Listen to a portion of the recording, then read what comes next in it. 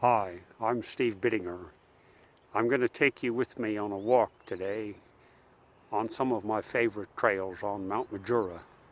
I live here in Watson in the suburb of Canberra, right at the base of Mount Majura, and I walk here many times a week. We're lucky this morning that there's been some heavy fog overnight, which has put some dew on all of the lovely spider webs that are here at the base of the mountain.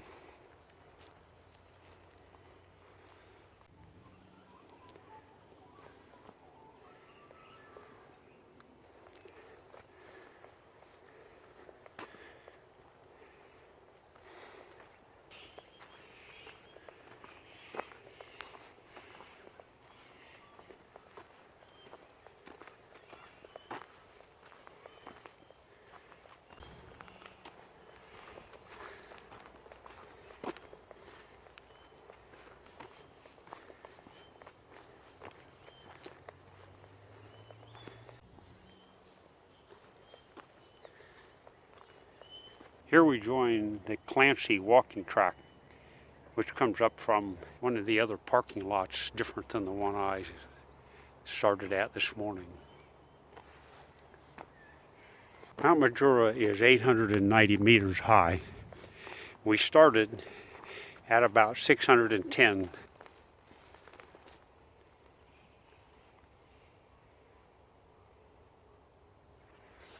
Here's one of the many termite mountains that we have here on Mount Majura. This one is about half a meter high.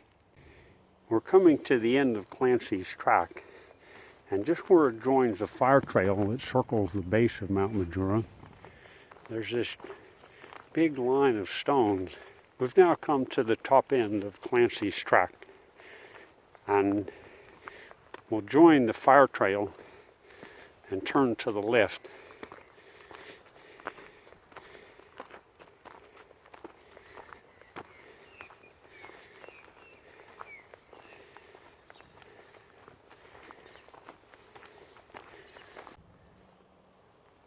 We've now come to a junction in the fire trail.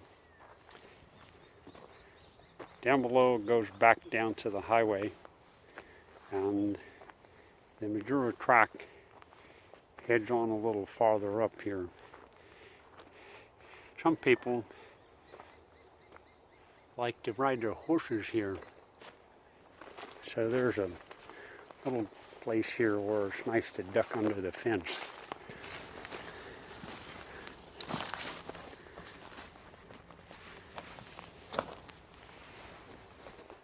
There we go.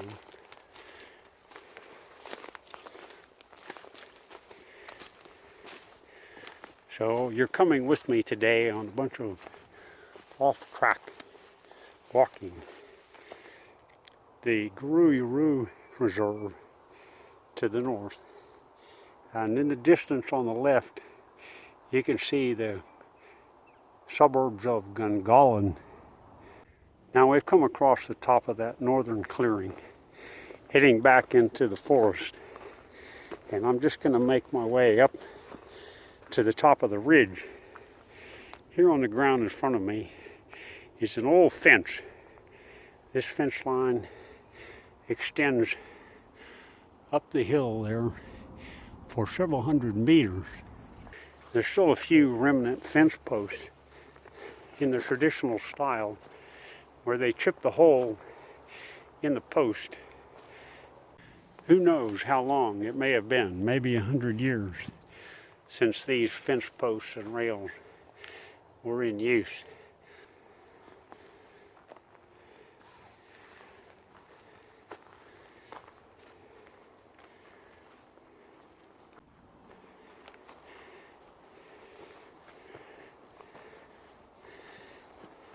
There's the suburb of Gungahlin in the distance. What's amazing to me is how well preserved this wall is, despite being so old. Look at that, all the stones, mostly still in place. Here we've reached the top end of the old stone wall. From here, I'm just going to head on up through the trees in the forest. These are casuarina trees. They drop their long needles on the ground to make a soft kind of pine needle floor.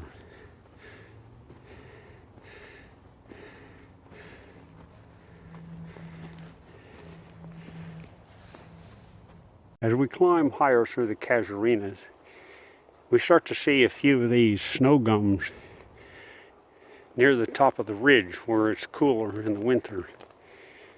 They can do fine up on the tops of the ridges. Now I've hit the top of this first little ridge. We're nowhere near the top of the mountain yet, but there's a little ridge here. On the left-hand side, there's an access road that goes up to the radar station. This is a nice flat place here. I have seen people camp here, but it's illegal to camp in the Mount Majura Reserve. Now we come down off this little ridge, only a few meters drop, and come to the paved access road for the radar station. We'll walk up that for a little ways.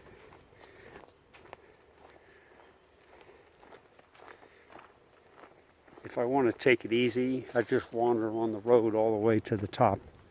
Now we've come almost to the top of the mountain, and you can see the radar station with the rotating beacon on top there. And if we turn and look to the left, down below, it's possible to see the new Majura freeway and the airport in the far distance there. Here at the very top of the ridge of Mount Majura, we're at 890 meters, and it's cool enough to support a different sort of tree, one that drops big seed pods. So the seed pods look like this, and inside usually has a couple of dozen very tiny little seeds. Now we've reached the true summit of Mount Majura. On top is one of these traditional four-sided radar reflectors.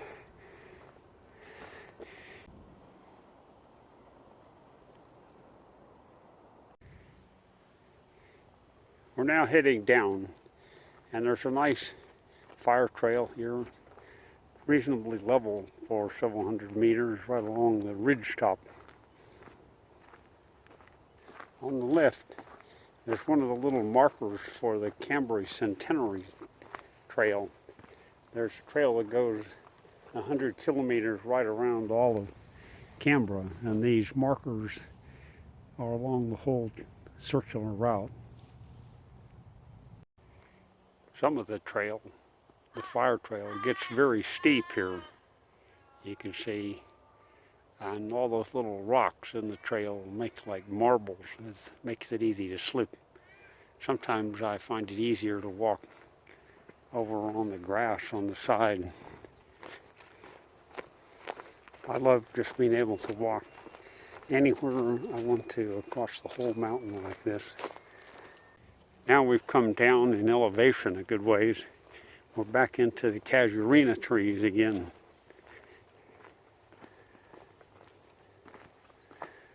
Now we've come to a junction. On the right-hand side is what's known as the Casuarina Trail. A very nice little path down the west side of the mountain.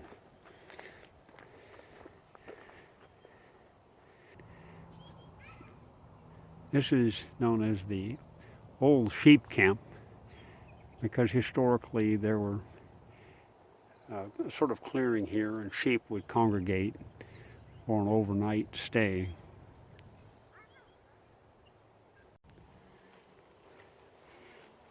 Here at the old sheep camp, you can see how much work the local park care people have done planting new shrubs and trees over many years.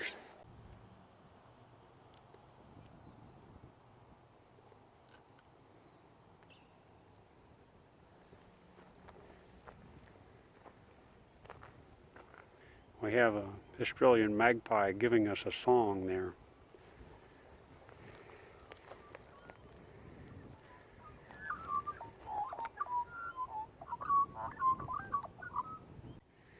This tree brings back memories to me. One time, about 10 years ago, I was here at night with Waltraud picks, and we saw a sugar glider.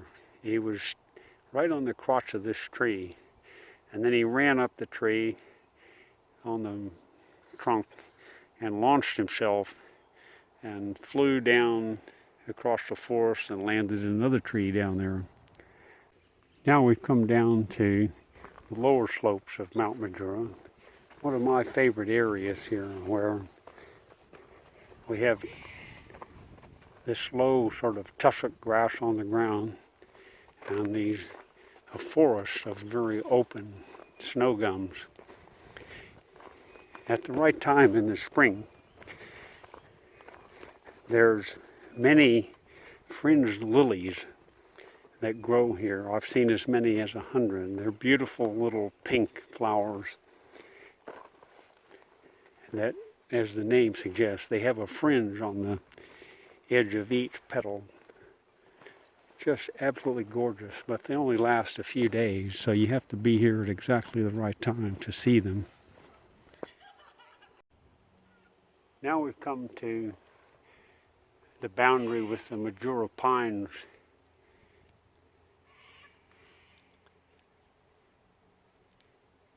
The east side of Mount Majura has a pine plantation, radiata pines, and lots of people with trail bikes like to come over here. As you can see, there are many little trails through the pine plantation. They all have interesting names.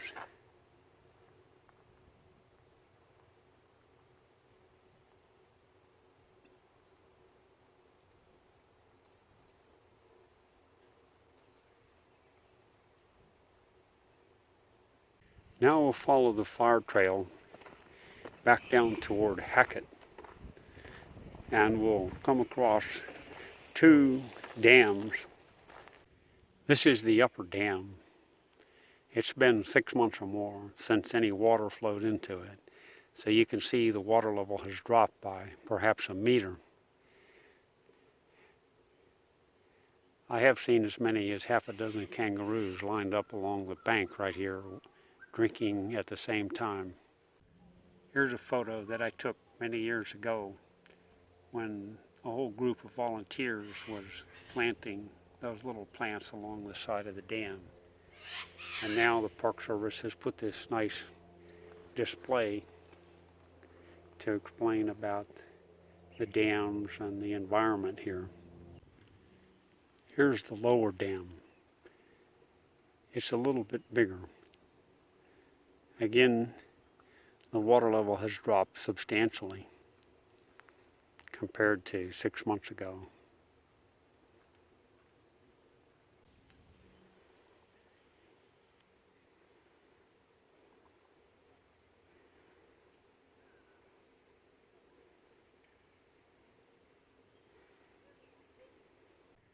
The trail below the lower dam has also been worked on in the last year or so. This used to be just a rut to walk along, and it's been substantially smoothed off and improved. And you can see there's little shrubs been planted along the side. Here's where we turn off to one of my favorite little side tracks, what I call the water race track, because it is built to capture the water that comes off the side of the mountain and lead it over to a better place to flow down into another dam.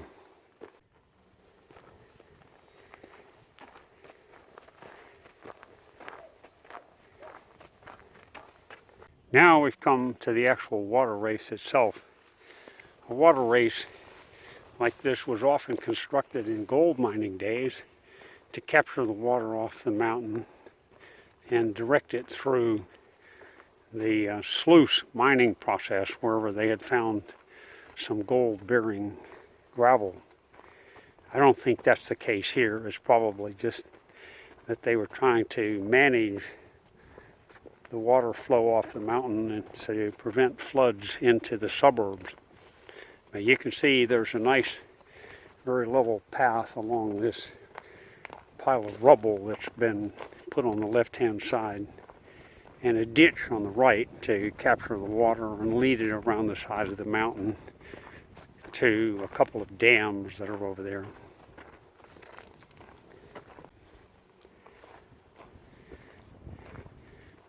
Just below us is high tension power lines, and then you can see Black Mountain Tower on the right, Mount Ainslie on the left, and the center of Canberra is in between there.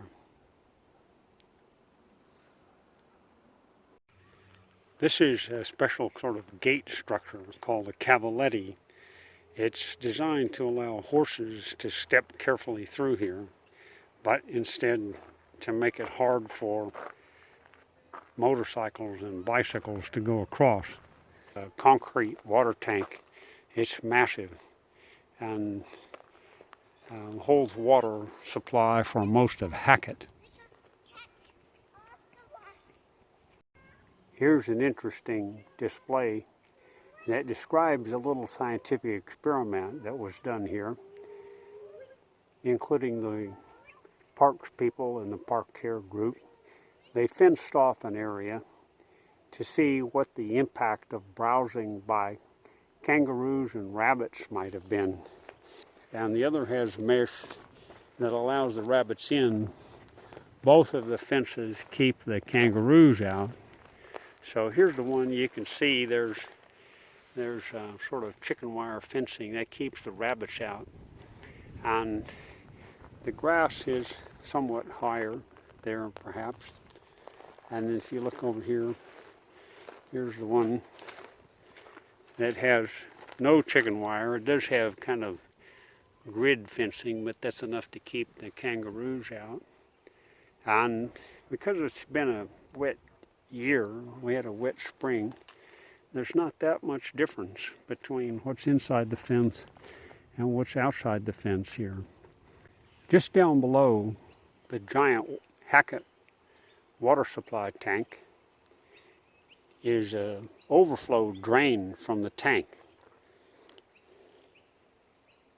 And historically, there's always been a little bit of water flowing out of the tank. They may pump too much water in or something. And so this is a permanent water supply for the local wildlife and birds. Here's a map that shows where we've come today. So we started out here at this entrance, and we went up and met Clancy's track, went along to the fire trail, along the fire trail a ways, and then up across the forest up here, came along the up this ridge till we met the paved trail that comes to the top of the mountain there. We were on top of the mountain. That's the high point. It says here 888 meters. And then we followed down the fire trail and came around the edge a little bit, down along this way, joined the fire trail again. And this is the old sheep camp location right along here. And then we followed down the lower part of the Casuarina Trail and came down this way to the Majura Pines Gate, which is down here. And then we saw the two dams that are down below there and came back across the water race track up to here, down to the big Hackett water tank. Now we're back here at this red spot right now.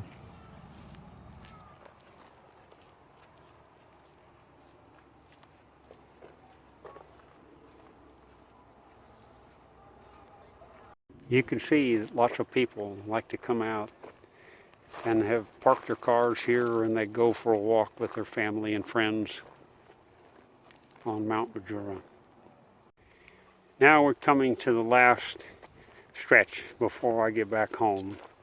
About 1 kilometer down alongside the power lines, where there's a very nice path that's been created here by planting trees. So we have some really nice tall trees to walk through. This is, for me, always an inspiring end to my walk around Mount Majura. Walk through here.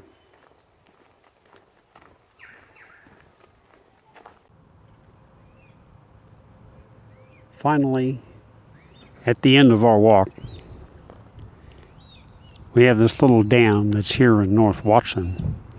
This was constructed in about 2005, and there's lots of reeds that have grown up around the edge since then.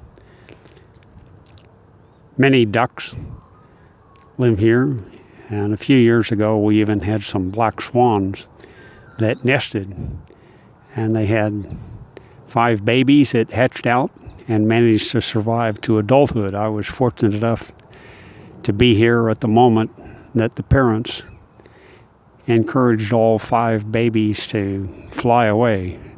It was a spectacular sight at sunset.